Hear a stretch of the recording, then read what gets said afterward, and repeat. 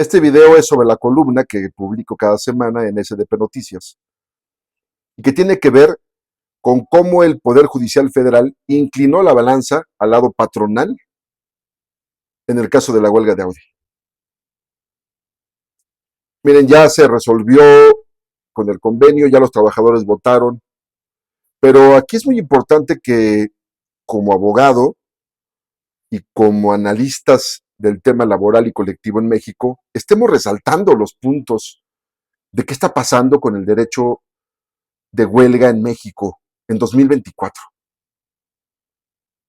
Miren, cuando fue la reforma de 2019, nosotros pensamos que las juntas de conciliación realmente ya, al desaparecer, había cambiado el sistema de control que tenían los patrones sobre el tema de las huelgas.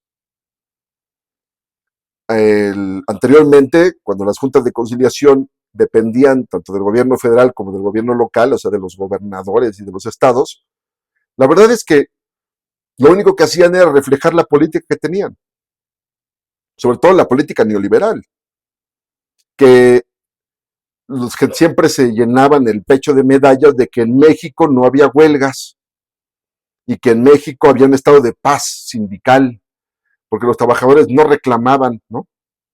Tan es así que si ustedes revisan las estadísticas de las huelgas de los últimos 30 años, van a darse cuenta que hay un número decreciente, va haciéndose más pequeño, al grado de que en 2019 hubo 9 huelgas. Sí, para un país de 120 millones de personas, de 20 millones de trabajadores formales, que solamente haya 9 huelgas, realmente México es un país en donde los trabajadores no reclaman, están felices. ¿Cuál es el punto? ¿Y qué pasa entonces cuando realmente reclaman, ¿no? Porque hoy en 2024 se habla mucho de la independencia del Poder Judicial, que esto va a garantizar la imparcialidad y la legalidad de sus decisiones. Pero lo que vemos en los hechos es que es solamente un juego de palabras en el ejercicio del poder, porque en su actuar cotidiano, ya cuando se trata de temas económicos de peso, como una huelga automotriz, con una automotriz como Audi, siguen arrodillados ante el aparato patronal. El último caso lo vimos en la huelga, ya que, acuérdense, cuando se estalló el procedimiento, se estalló la huelga, el patrón tenía 72 horas para meter la inexistencia de la huelga, lo cual hizo, y ofreció la prueba de recuento, que no es otra cosa más que el cuestionar que la mayoría de los trabajadores estaban de acuerdo con la huelga y que por lo tanto se les pide que vayan y voten para que digan si están o no de acuerdo con la huelga. Pero es muy importante resaltar el momento procesal. Es decir, ya cuando se promueve la inexistencia es porque la huelga está estallada y los trabajadores están en la puerta de la fábrica con carpas y banderas rojinegras resguardando la fuente de trabajo. Entonces, cuando fue esto, ¿se acuerdan que publicaron la parte de la admisión de la prueba de recuento? Y el juez federal laboral en materia colectiva ordenó que se realizara en las instalaciones de la Universidad de Puebla, no a pie de fábrica, en las puertas de la fábrica de Audi, a donde se encontraban los trabajadores resguardando la huelga y a donde es la fuente de trabajo. Y esto obviamente que fue a petición del patrón y con la complacencia del sindicato, porque el sindicato debió haberse opuesto. Esto no es legal. Si los trabajadores están en huelga en la fábrica, no los puedes sacar de la huelga, estás rompiendo la huelga. Esto afecta el voto de los trabajadores.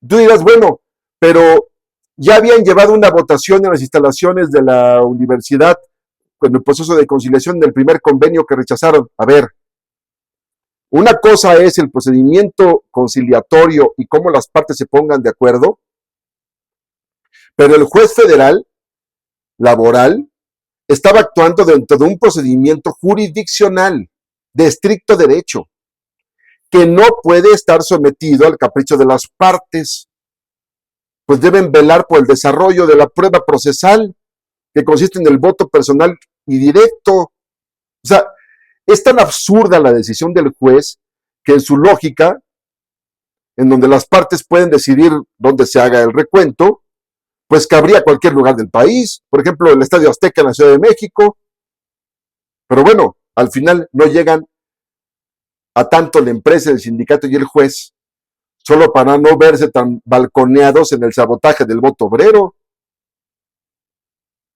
Y bueno, la empresa terminó desistiéndose del recuento, no vimos el desenlace de la prueba, pero la actuación del juez federal colectivo quedó plasmada en su acuerdo. No se puede someter esta violación a llevarlo a juicio. Ya no se pudo hacer, pero eso no implica que pueda quedar impune lo que hizo, ni que dejemos de alzar la voz ante este tipo de actuaciones que afectan como un precedente a todos los trabajadores de México. Este tipo de actuaciones debe ser revisada por el Consejo de la Judicatura, pues lastima el derecho de huelga y genera un precedente terrible. O sea que sus mantas que hay ahorita fuera del Poder Judicial sobre su independencia no queden lonas nada más, que lo demuestren actuando. O sea, imagínense, si esto hace un juez federal colectivo, imagínense cómo se van a comportar los jueces locales de los estados con las huelgas, pues están súper sometidos a los feudos económicos y políticos que hay en los estados. Y aquí, miren, también lo hay que señalarlo, o sea, una trampa sindical. O sea, a diferencia de las votaciones del convenio que aprobaron para decidir si aceptaban o no en las dos ocasiones, que se llevaron en el auditorio de Puebla, la propia empresa proporcionó camiones y todas las facilidades para ir a votar. Pero cuando fuera la prueba del recuento, el sindicato hizo llegar un comunicado en donde señalaba que en este caso no había seguridad de que se proporcionara transporte, que cada quien se organizara como pudiera. Pero muchos de los trabajadores están bastante lejos del auditorio de la universidad, pues viven en Tlaxcala o zonas aledañas a Puebla, lo que sin duda afectaba su posibilidad de ir a votar. Entonces, bueno, cuando se trata de convenios para el patrón, todos son algodones, ¿no? Y miel sobre hojuelas. Pero cuando se trata de elegir el derecho del voto para ratificar la huelga, que el obrero se rasque con sus uñas, ni un apoyo para el pecero de las cuotas o a ver de dónde, nada. Organícense y ustedes vayan y voten. O sea, esto es totalmente incorrecto y tenemos que señalarlo. No podemos dejar ya en México de observar ese tipo de cosas y como trabajadores estar aprendiendo de lo que está pasando. Obviamente que pues ellos, la empresa, los jueces, le apuestan a que todo quede en el olvido, que pase rápido, que nadie se dé cuenta, que el obrero no sepa ni qué pasó.